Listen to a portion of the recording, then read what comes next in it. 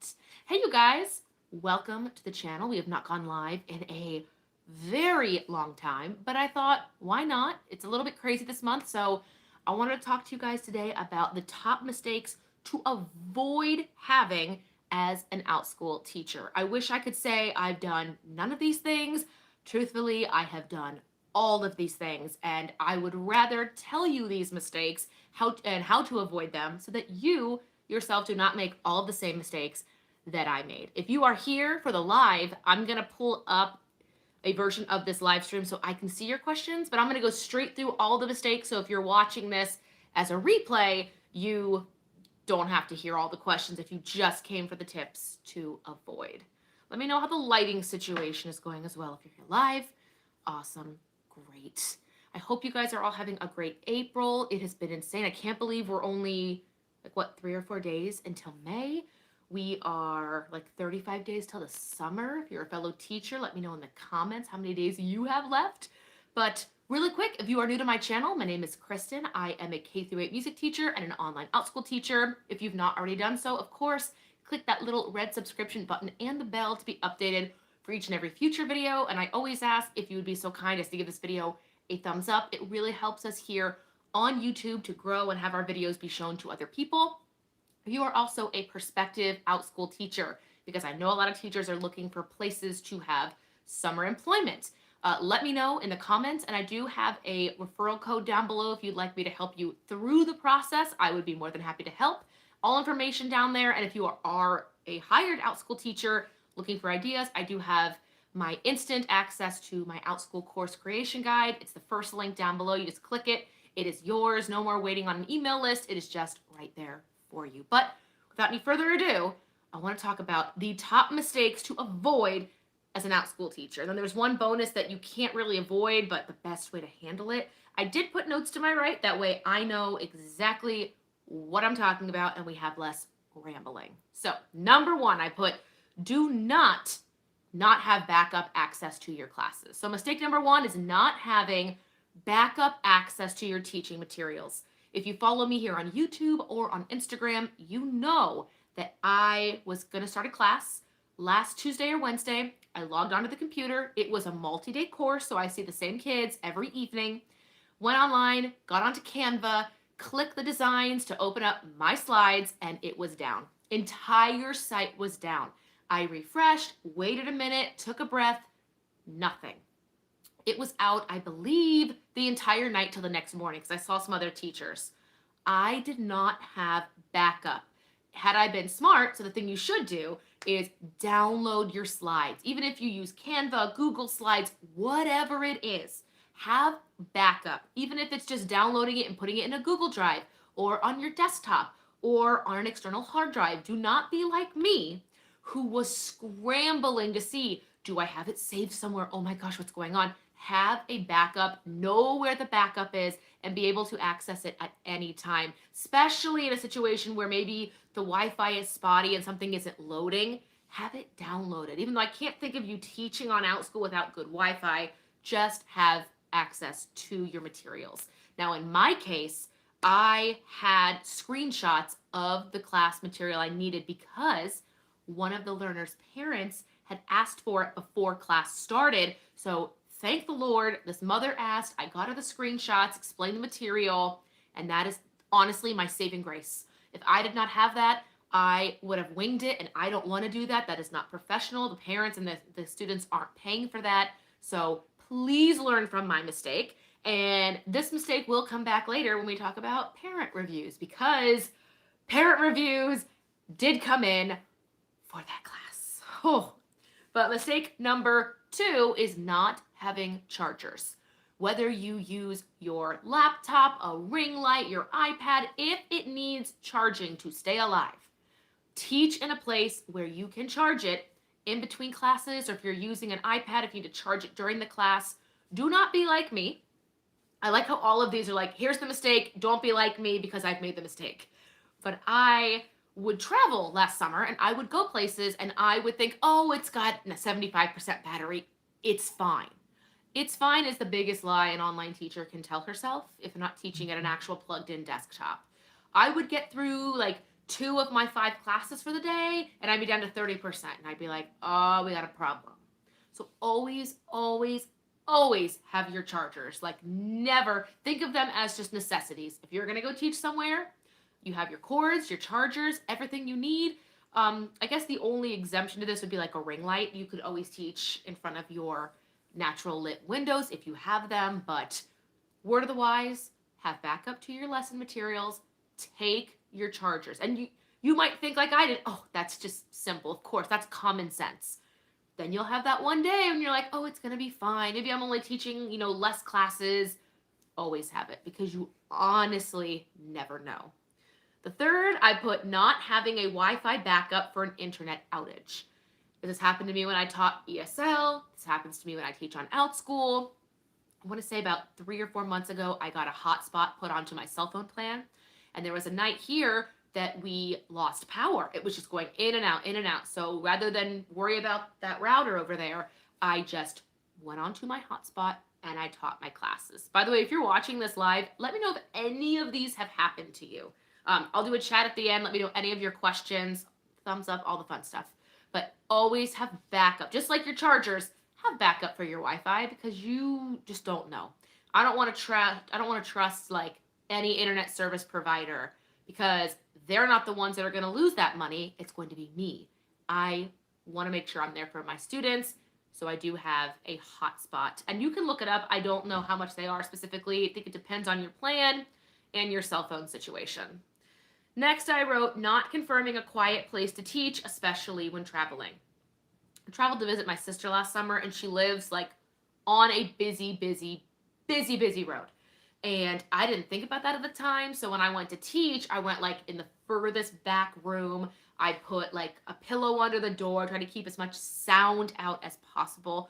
So if you are traveling, which I'm planning on doing this summer, make sure you find a quiet place. I think there was also a couple days where I taught in the back of my Jeep, my old car before the Honda.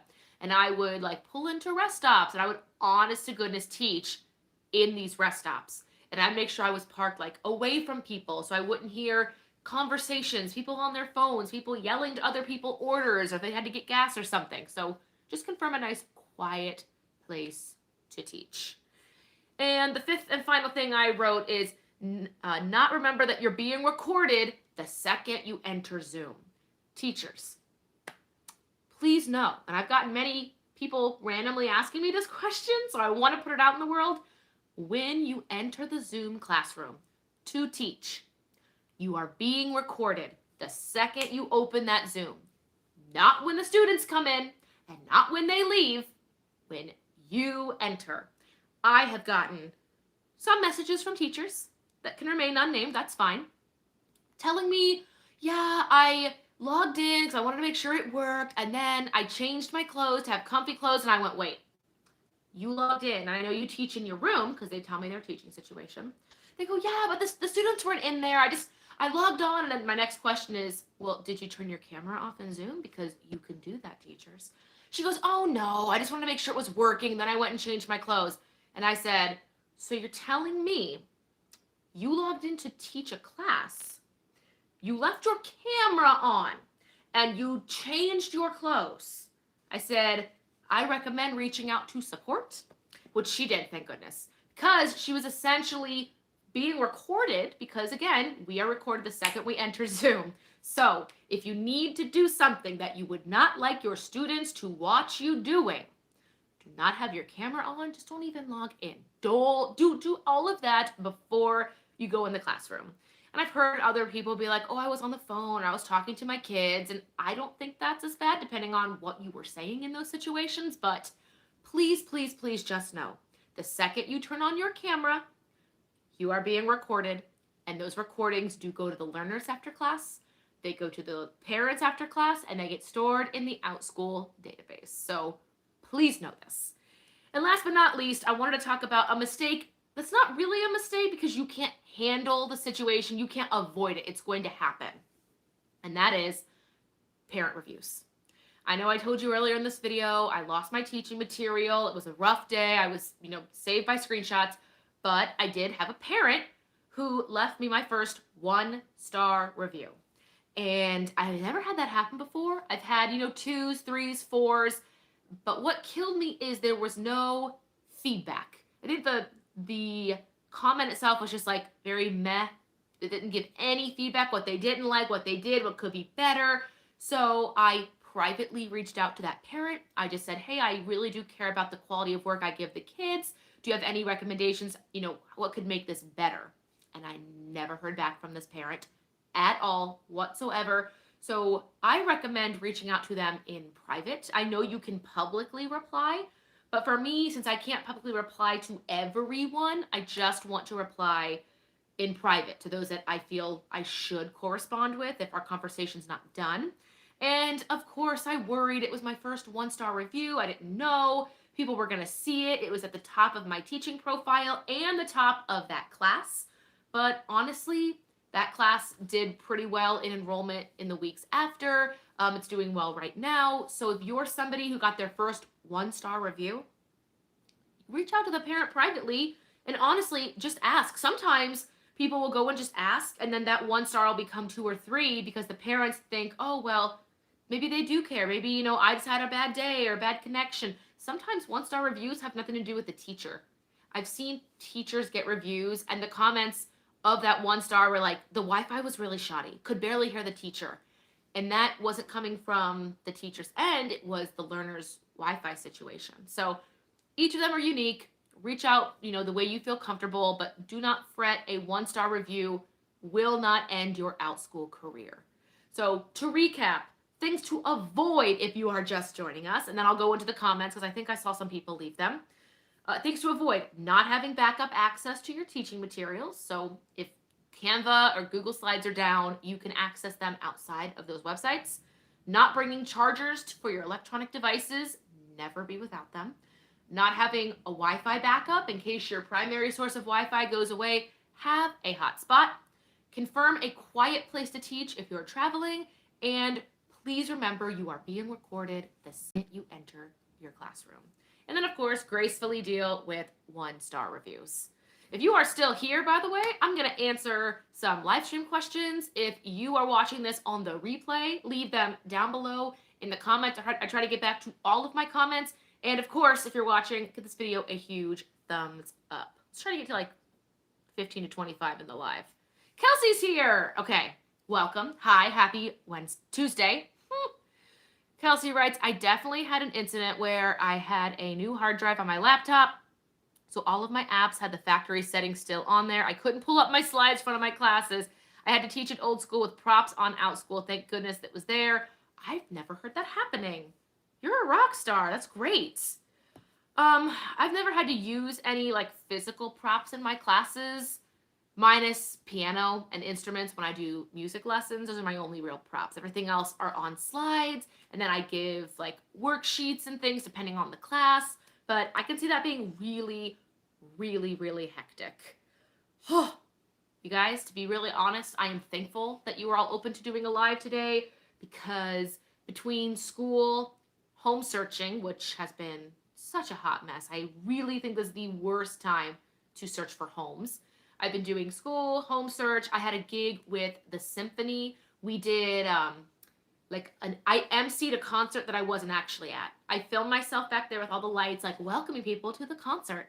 Hope you enjoyed this song or whatever. And I had to talk to an audience that was not in front of me. So it was kind of weird. I felt like one of those kids on TV. I felt like one of those hosts on TV show that's like, hey kids, do you want to play? And like expecting them to respond, because that's how it felt.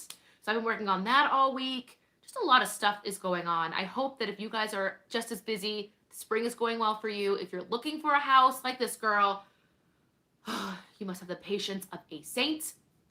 If you missed it on Instagram, my husband and I went and saw a house, put an offer in on it, and the next day it went for $40,000 over asking in cash.